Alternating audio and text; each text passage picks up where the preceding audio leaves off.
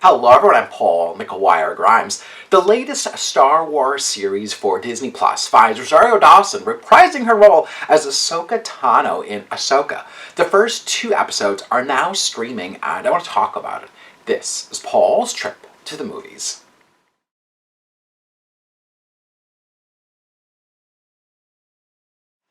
Ahsoka Tano is a former apprentice under Anakin Skywalker who we first saw in animated form in Star Wars Rebels and the Clone Wars. Rosario Dawson then played the live-action version in The Mandalorian Season 2 and is back for an all-new adventure. The series comes with a really detailed opening scroll that basically sets up the entire show by detailing that Imperial Grand Admiral Thrawn, that's a mouthful, played by Lars Mikkelsen, may have survived the fall of the Empire. Now his return could lead to a reawakening of the dark side and start another war. Now, Ahsoka is looking for a secret map that's detailing the plans to find Thrawn. Now, her prisoner, Morgan Elsbeth, who's played by Diana Lee Insonato, has escaped and wants her hands on the map. But she's not the only one, though, as Sabine Wren, a former apprentice under Ahsoka, who's played by Natasha Leo Bordizio, has her own motive for getting her hands on the map. Now, the series also stars Ray Stevenson, Mary Elizabeth Winstead, and Clancy Brown.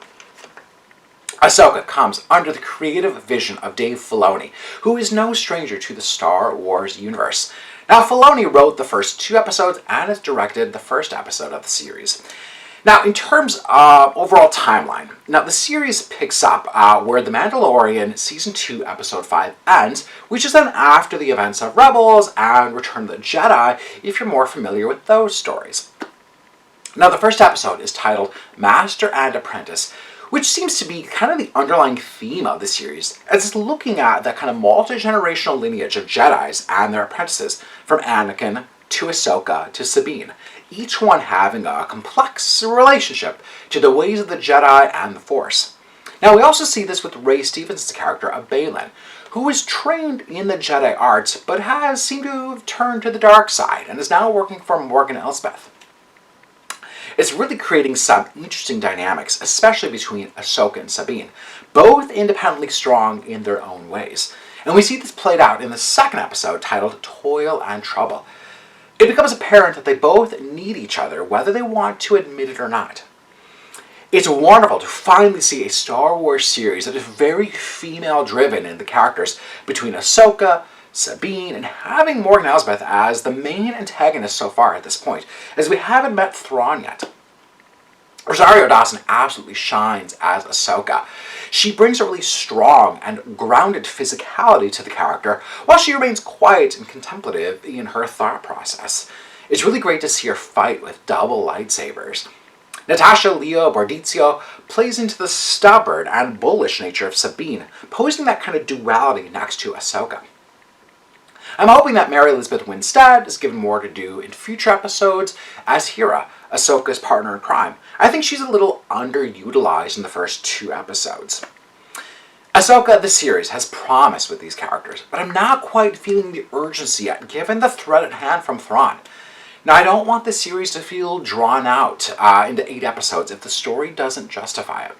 I've really felt that way with some of the other Star Wars series. Even the third season of The Mandalorian felt like it was just wandering aimlessly all over the galaxy. Now, you might want to brush up on your Star Wars animated series if you want to just feel a deeper connection to these characters. Star Wars seems to be heading in the way of Marvel, where it's giving you lots of kind of required viewing in order to just appreciate the new stories being put forth. I'm giving Ahsoka, the first 2 episodes, 3 out of 5 ticket stubs.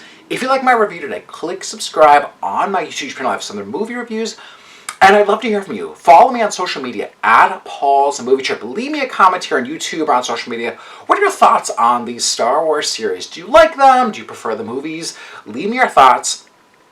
Paul's Trip to the Movies is brought to you by Popped Corn. You're going to want to have some popcorn on hand when you watch Ahsoka. Maybe you want to go back to The Mandalorian or some of the other movies. Have some popcorn on hand. Place an online order through the website for easy pickup, or just stop in the store. You could try some of their over 70 flavors, whether you want something chocolatey, salty, sweet, savory, spicy. They literally have a flavor for everyone. Follow them on social media at PopcornMN. I know you're going to love it.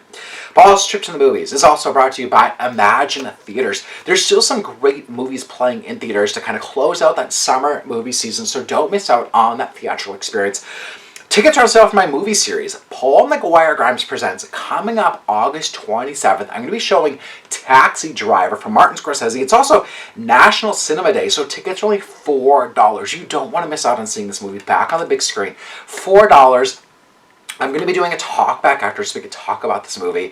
If you can't make it to Taxi Driver, coming up in September, it's The Breakfast Club. And then in October, I'm going to be showing Zodiac. Again, discussions to follow all three of these movies. Get your tickets today before they sell out.